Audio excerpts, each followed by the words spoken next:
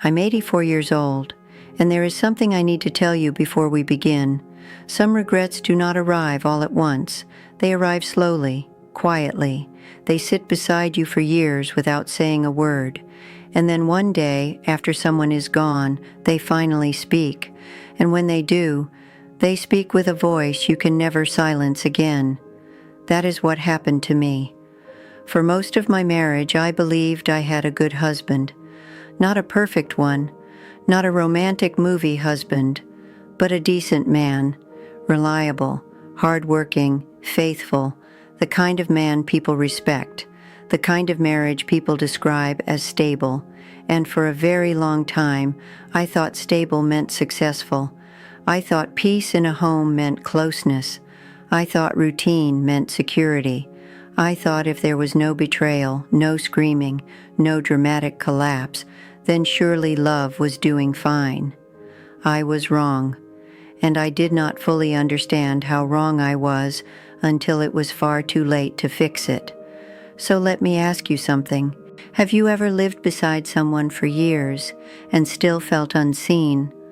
Have you ever shared a bed, a table, a home, a whole life, and yet slowly stopped sharing the parts that matter most? If you have, then I need you to stay with me, because what I am about to say may save you years of pain. My husband and I were married for 43 years. 43. That is longer than many people stay alive. We built a life together. We raised children, paid bills, buried parents, moved houses, made meals, took holidays, shared responsibilities, and from the outside, we looked like a success story. But I have learned that some marriages look strong from the street and still feel lonely in the kitchen.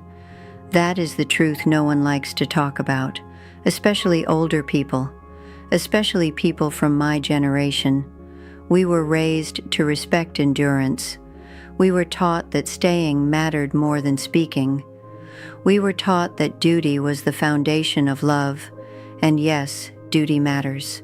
Staying matters. Loyalty matters. But duty without intimacy becomes habit. And habit, if left alone too long, can become emotional abandonment, wearing polite clothes. I did not know that then. I know it now. My husband died 6 years ago, and in the final weeks of his life, when there were no more distractions, no more postponements, no more pretending there would always be another season to say what needed to be said, he told me something that broke me open. He said, "We wasted too much time being comfortable instead of being close." I remember those words as clearly as I remember my children's birthdays, because the moment he said them, I knew he was right, and the pain of that truth has never fully left me.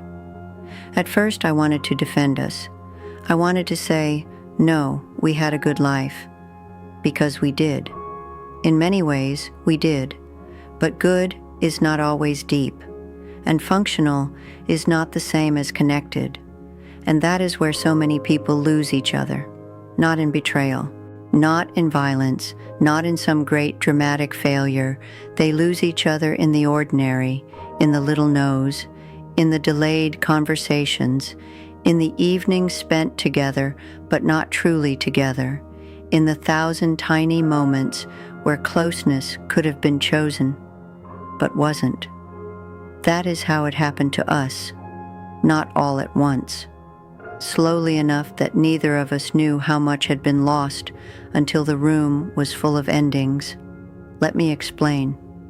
When we were younger, we used to talk for hours, real talking, about dreams, about fears, about what kind of life we wanted, about where we might travel one day, about books, about family, about who we were becoming. There was curiosity, there was energy, there was interest. And then, as the years passed, life became practical. The children needed things, the mortgage needed paying, work became exhausting. There was always something, always a reason to postpone joy, always a reason to delay tenderness, always a reason to say, not tonight, maybe later. and later became our favorite lie.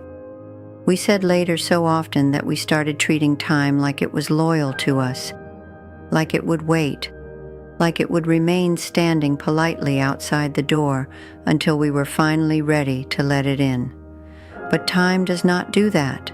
It moves, and while you are saying later, love can quietly starve. My husband used to suggest things in the early years: walks after dinner, weekend drives, sitting outside with tea, talking with no television on. And sometimes I said yes, but many times I said no, not because I did not love him, because I was tired, because I thought the dishes mattered more, because I thought tomorrow was guaranteed, because I thought a marriage could survive indefinitely on loyalty and logistics.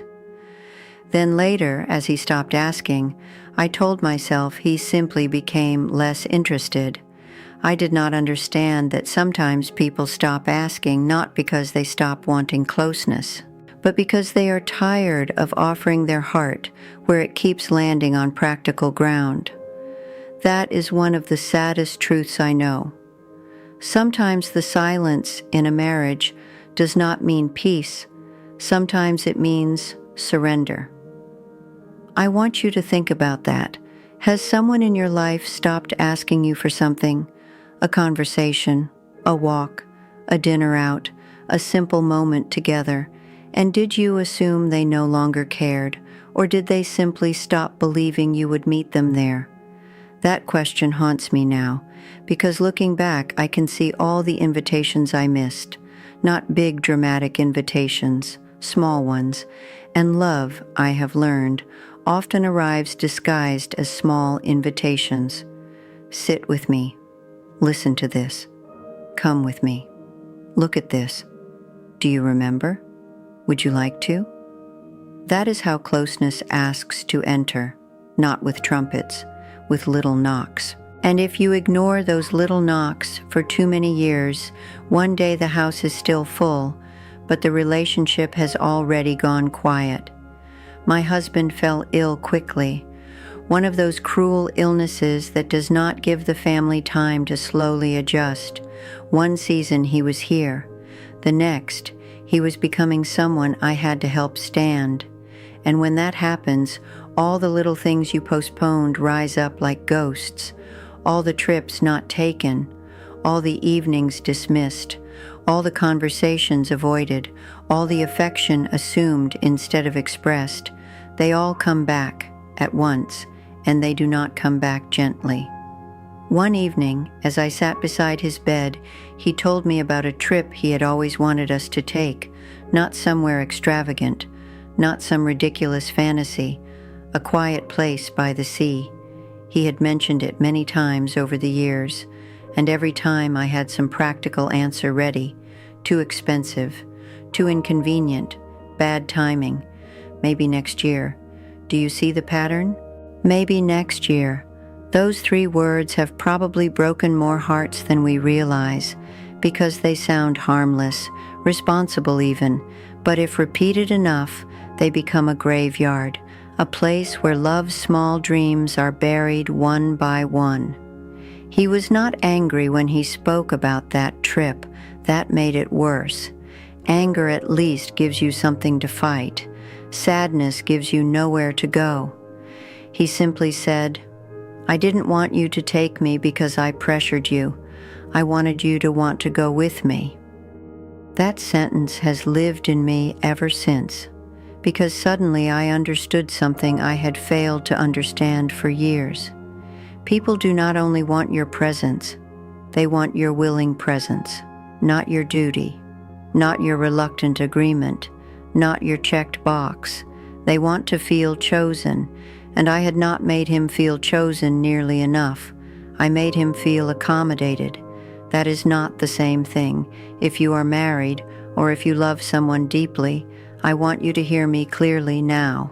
The greatest threat to a long relationship is not always betrayal. Sometimes it is indifference.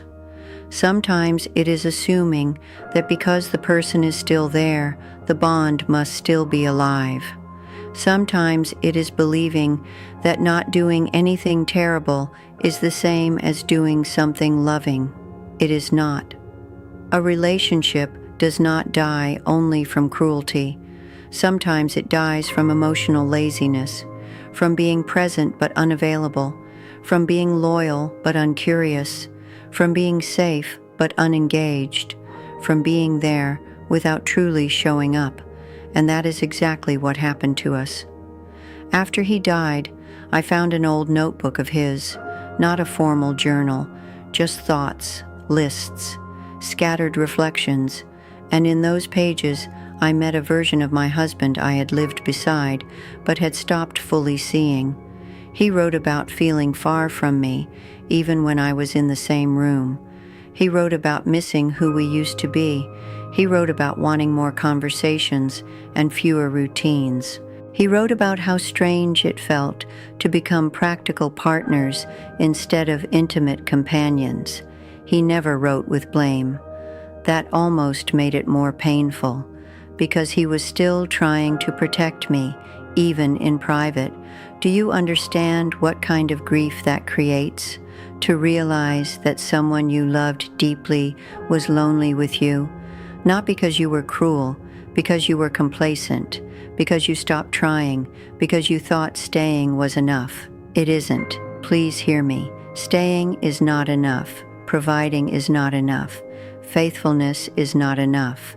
Not hurting someone is not the same as loving them well. Love must remain active. It must remain curious.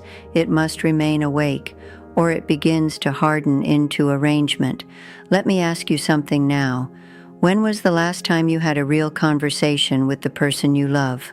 Not about bills, not about groceries, not about appointments. A real conversation about fear, about longing, about regret, about something they still dream of. When was the last time you did something only because it mattered to them? Not because it was an anniversary, not because you felt guilty, just because their joy mattered to you. When was the last time you looked at them and thought, this person will not be here forever? Not to frighten yourself, to wake yourself up, because that is the truth we keep pushing away. One day, one of you will be gone, and when that day comes, the mind does not torture itself with the bills you paid. It tortures itself with the moments you neglected, the walk you didn't take, the conversation you postponed, the affection you assumed was understood, the curiosity you stopped offering. That is what remains. I am not saying this to make anyone feel guilty. Guilt by itself does very little. I am saying it because some of you still have time. That is the part that matters. You still have time. You can still ask the question. You can still say yes to the small invitation. You can still put down the phone. You can still sit longer at the table. You can still ask, what do you miss? What do you still want? What have I not seen? You can still choose closeness over comfort. And please do not underestimate that word, comfort.